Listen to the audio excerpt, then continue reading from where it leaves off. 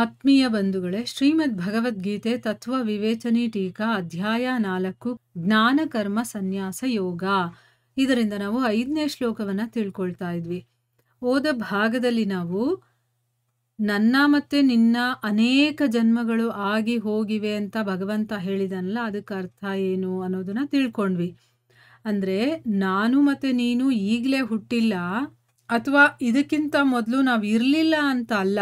ನಾವು ಅನಾದಿಯಿಂದ ನಿತ್ಯರಾಗಿದ್ದೀವಿ.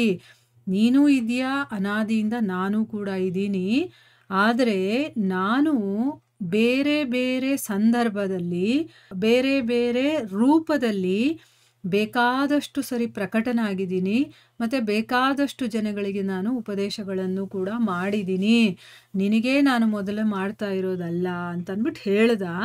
ಮತ್ತು ವಸುದೇವನ ಮನೆಯಲ್ಲಿ ನಾನು ಹುಟ್ಟಿದ್ದೀನಲ್ಲ, ಅದು ಕೂಡ ನನ್ನ ಲೀಲೆನೆ. ನಾನು ಸೂರ್ಯನಿಗೆ ನಾರಾಯಣನ ರೂಪದಲ್ಲಿ ಇದನ್ನು ಉಪದೇಶ ಮಾಡಿದ್ದೆ. ಅದನ್ನು ಹೇಳೋದಕ್ಕೋಸ್ಕರ ಆ ರೀತಿ ಹೇಳಿರೋದು. ನೀನು ನಾನು ಬೇಕಾದಷ್ಟು ಜನ್ಮಗಳನ್ನು ತಗೊಂಡಿದ್ದೀವಿ ಅಂತ. ಮುಂದಿನ ಪ್ರಶ್ನೆ ಏನು ಅಂತಂದರೆ, ಅವೆಲ್ಲವೂ ನಿನಗೆ ಅರಿವಿಲ್ಲ, ನಾನು ಅರಿತಿರುವೆ. ಅಂದರೆ ನನಗೆಲ್ಲ ಗೊತ್ತಿದೆ, ಆದರೆ ನಿನಗೆ ಗೊತ್ತಿಲ್ಲ, ಅಥವಾ ನನಗೆಲ್ಲ ನೆನಪಿದೆ, ಆದರೆ ನಿನಗೆ ನೆನಪಿಲ್ಲ ಅಂತ ಅರ್ಥ. ಈ ರೀತಿ ಹೇಳ್ತಾ ಇದ್ದಾನಲ್ಲ, ಇದಕ್ಕೆ ಅರ್ಥ ಏನು ಅಂತ ಕೇಳ್ತಾ ಇದ್ದಾರೆ.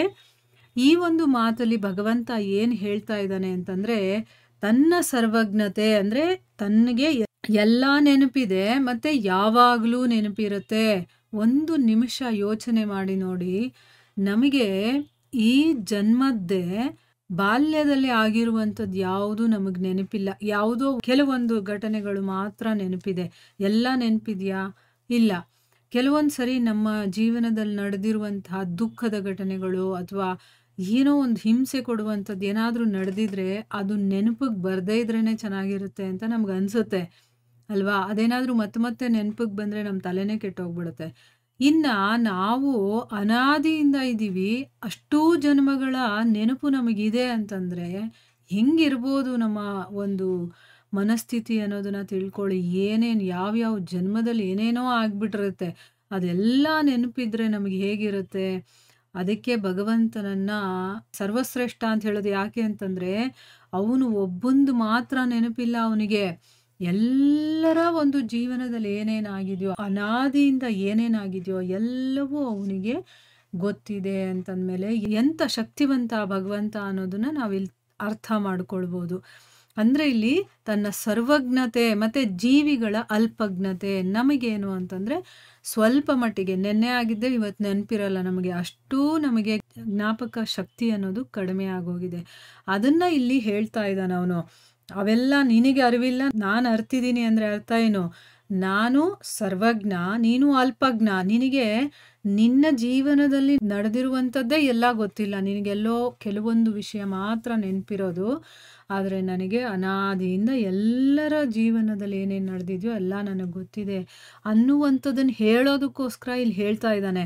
ನಾನು ಯಾವ್ಯಾವ ಕಾರಣಗಳಿಂದ ಯಾವ್ಯಾವ ರೂಪದಲ್ಲಿ ಪ್ರಕಟನಾಗಿದ್ದೀನಿ, ಯಾವ ಸಮಯದಲ್ಲಿ ಏನೇನು ಲೀಲೆಗಳನ್ನೆಲ್ಲ ಮಾಡಿದ್ದೀನೋ ಅದೆಲ್ಲವನ್ನೂ ಕೂಡ ನೀನು, ಅಂದರೆ ಇಲ್ಲಿ ಸರ್ವಜ್ಞನಲ್ಲದೆ ಇರುವ ಕಾರಣದಿಂದ ನಿನಗೆ ಗೊತ್ತಿಲ್ಲ.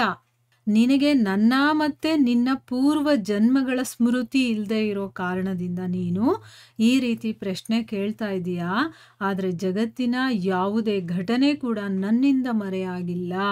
ಅದು ಭೂತ, ವರ್ತಮಾನ ಮತ್ತು ಭವಿಷ್ಯ ಎಲ್ಲವೂ ಕೂಡ ನನಗೆ ಗೊತ್ತಿದೆ ಅಂತ ಹೇಳ್ತಾ ಇದ್ದಾನೆ. ಅಂದರೆ ಈಗ ಬೇಕಾದರೂ ನಾನು ಹೇಳಬಲ್ಲೆ, ಯಾವಾಗ, ಎಲ್ಲಿ, ಎಷ್ಟು ಗಂಟೆಗೆ ಏನಾಗಿತ್ತು, ಎಲ್ಲಿ ಬೇಕಾದರೂ ಏನಾದರೂ ನಡೆದಿರಲಿ ನಾನು ಹೇಳಬಲ್ಲೆ. ನನ್ನ ಸೃಷ್ಟಿಯಲ್ಲಿ ಎಲ್ಲಿ ಏನೇ ಆಗಿದ್ರೂ ನಾನು ಹೇಳಬಲ್ಲೆ ಅಂತ ಹೇಳ್ತಾ ಇದ್ದಾನೆ.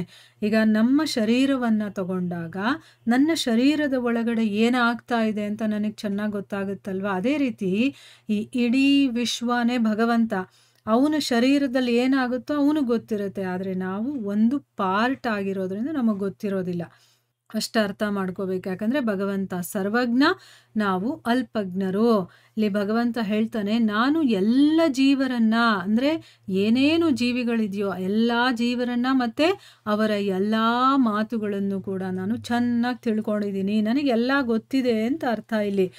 ಅದನ್ನು 7ನೇ ಅಧ್ಯಾಯದ 26ನೇ ಶ್ಲೋಕದಲ್ಲಿ ಹೇಳಿದ. ನಾನು ಏನು ಹೇಳಿದಾನೆ? ಆ ಶ್ಲೋಕ ಯಾವುದು ಅಂತಂದರೆ, ವೇದಾಹಂ ಸಮತೀತಾನಿ ಅಂತ ಒಂದು ಶ್ಲೋಕ ಬರುತ್ತಲ್ಲ ಅದು.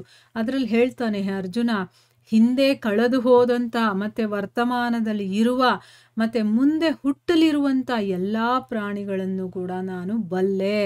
ಆದರೆ ನನ್ನನ್ನು ಶ್ರದ್ಧಾಭಕ್ತಿ ರಹಿತನಾದಂತಹ, ಅಂದರೆ ಯಾರಲ್ಲಿ ಶ್ರದ್ಧೆ ಇರೋದಿಲ್ವೋ, ಭಕ್ತಿ ಇರೋದಿಲ್ವೋ ಅಂಥ ಮನುಷ್ಯ ನನ್ನನ್ನು ತಿಳ್ಕೊಳ್ಳೋದಕ್ಕೆ ಸಾಧ್ಯ ಇಲ್ಲ. ಆದರೆ ಯಾರಲ್ಲಿ ಶ್ರದ್ಧಾಭಕ್ತಿ ಇರುತ್ತೋ, ಶುದ್ಧತ್ವಕ್ಕೆ ಏರಿರ್ತಾನೋ ಅವನು, ಅಂಥವನು ಮಾತ್ರ ನನ್ನನ್ನು ತಿಳ್ಕೊಳ್ಬಹುದು. ಆ ವಿಚಾರಗಳನ್ನು ಅವನು ಹೇಳಿದ್ದಾನೆ. ಅಂದರೆ ಎಲ್ಲರ ಬಗ್ಗೆ ನನಗೆ ಗೊತ್ತಿದೆ. ಯಾಕೆ ಅಂತಂದರೆ ನಾನು ಸರ್ವಜ್ಞನಾಗಿರೋದ್ರಿಂದ. ಅದಕ್ಕೋಸ್ಕರನೇ ನಾನೇ ಕಲ್ಪದ ಆದಿಯಲ್ಲಿ ಈ ಯೋಗವನ್ನು ಸೂರ್ಯನಿಗೆ ಉಪದೇಶ ಮಾಡಿದ್ದೆ ಅನ್ನುವಂತಹ ವಿಷಯದಲ್ಲಿ ನೀನು ಸ್ವಲ್ಪನೂ ಸಂದೇಹ ಪಡಬಾರ್ದು. ಅಂದರೆ ನಾನು ಹೇಳಿರೋದು ನಿಜ, ನಾನಿದ್ದಿದ್ದು ನಿಜ. ಯಾಕೆಂದರೆ ನನಗೆ ನೆನಪಿದೆ, ನಿನಗೆ ನೆನಪಿಲ್ಲ ಅಂತಂದ್ಬಿಟ್ಟು ಇಲ್ಲಿ ಅವನು ಹೇಳ್ತಾ ಇದ್ದಾನೆ. ಇಲ್ಲಿಗೆ ನಾವು ನಿಲ್ಲಿಸೋಣ. ಹರೇ ಕೃಷ್ಣ.